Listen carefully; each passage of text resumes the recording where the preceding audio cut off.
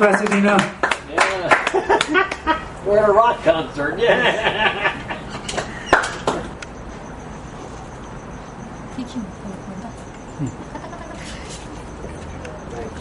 I'm so technically advanced. So there it's all about. I'm just going to do a few poems of mine. I'm Radomir Luza, hail from North Hollywood, but was born in Vienna, Austria. My parents escaped from communism in 1948, so I kind of have an understanding of what Tibet's going through. This one's called A Catholic in Tibet's Corner. I listen to God. He tells me to free Tibet, to let the monks back in the monasteries, and the mountains flow like rivers. I listen to my heart. It cries for peace. It weeps for the children.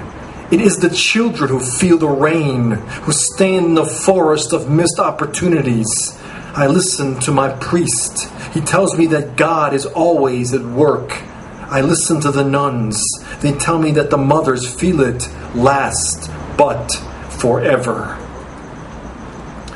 This is called lying in red sweat. What I can't do outweighs what I can. When I speak out, I am put in jail. When I say the truth, I am punished. When I feel love, I choke on it like a bone. When I want freedom of the mind, I write in shadows and shoeboxes. When I want to kiss my mother, I do it at midnight. When I want to kiss my father, I don't. Black. I am as black as RFK's last train, JFK's first name, Mary Magdalene's nails, and Jesus Christ's inner jails. I am a monk.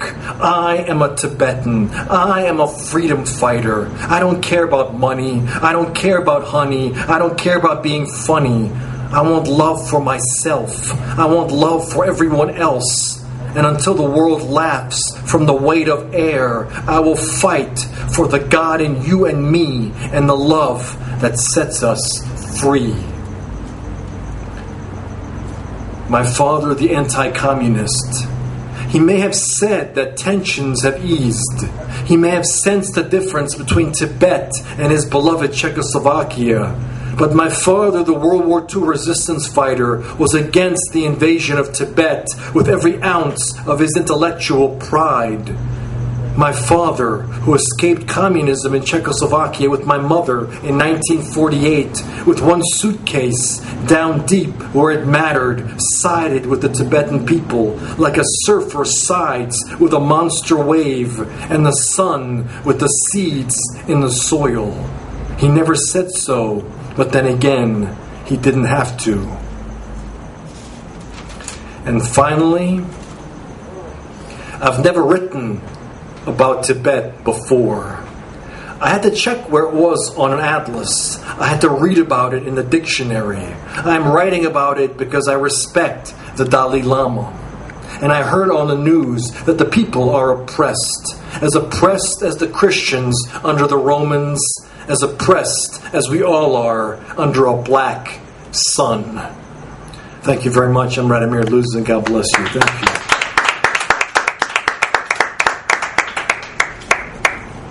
Aid that the people need there.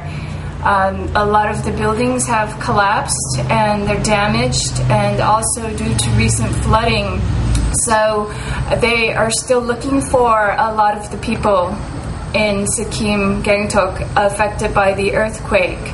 So they really need aid. Many of the monasteries also have been damaged due to the earthquake.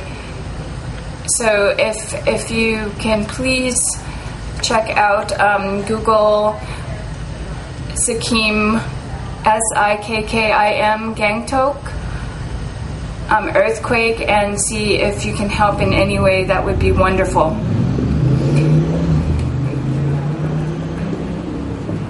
I'm going to read 2 poems.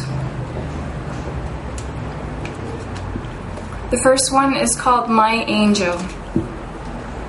An angel I saw a decade back searched everywhere I could reach of, lakeside, roadside, inside, outside, yet fate was not on my side. I ran as fast as a tiger to get a glimpse. Each time I increased my pace, her visual gets dimmer and dimmer, even though my angel was calm and slow. I captured her face deep into my soul.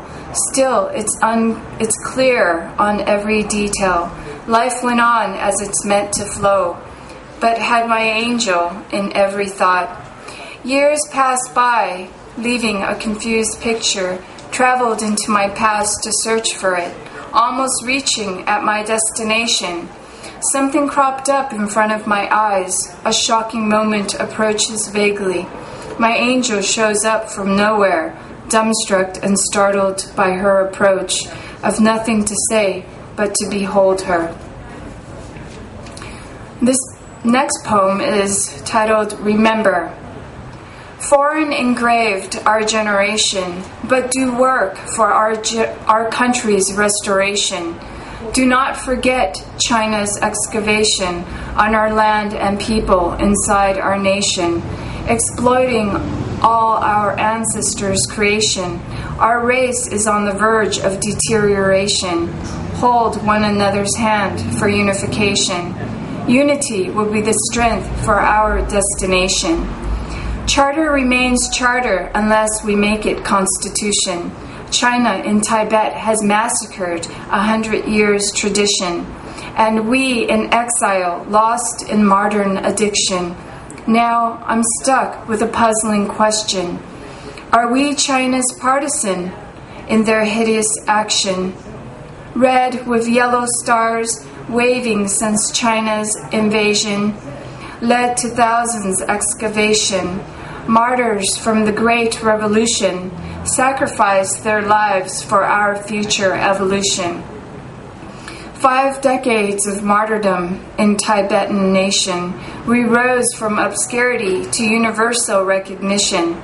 Men and women, young and old, it's time for an independent nation. Let's fly like free birds from colonization. Thank you. Yeah. I'm Right now I'm going to introduce Kito. He is going to read 2 poems by Diana Woodcock, who lives in Qatar. She is assistant professor at Virginia Commonwealth University in Qatar. And she has lived and worked in Tibet, Macau, and Thailand. And these poems are from her chapbook titled Mandala. These 2, Luck for Lhasa and Snowlands.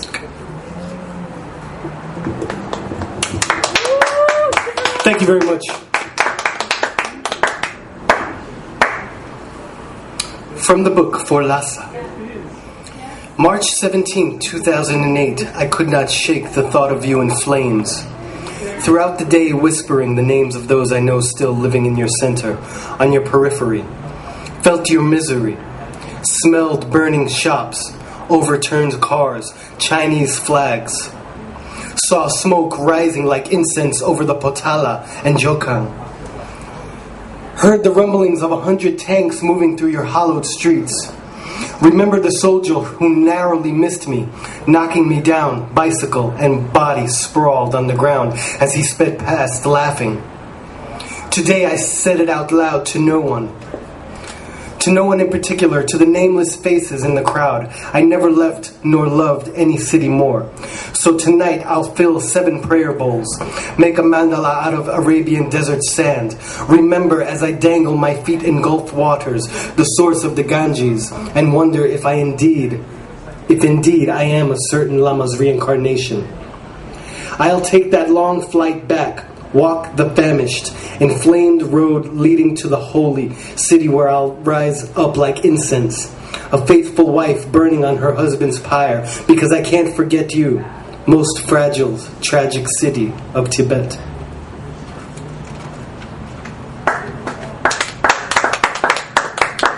Snow lions. Quote, unless we enjoy ourselves, others will make us suffer, end quote. Tibetan adage. Viewed from the Verde Valley, San Francisco peaks loom like Potala Palace over Lhasa, white as the harvest moon and snow lions. Though the mountains inspire my drive, Sedona to Flagstaff healing and pure, I am homesick for the ringing of temple bells. Music is for happiness, the old monk said. Smiling with his entire face, not a trace of bitterness, took me to the cemetery late one night, bells and hand drum, chanting in unison, rhythm of voice and instrument, monks confronting night spirits, calling forth Yamataka to destroy death. When resentment and hatred tempt me, I don the black hat, dance as the old monk, instructed, bringing my right palm to my left and pray, approaching the 3 extinct volcanoes. I envisioned the Potala filled once more with laughter. Between blue sky and white peaks, snow lions prevail. Thank you.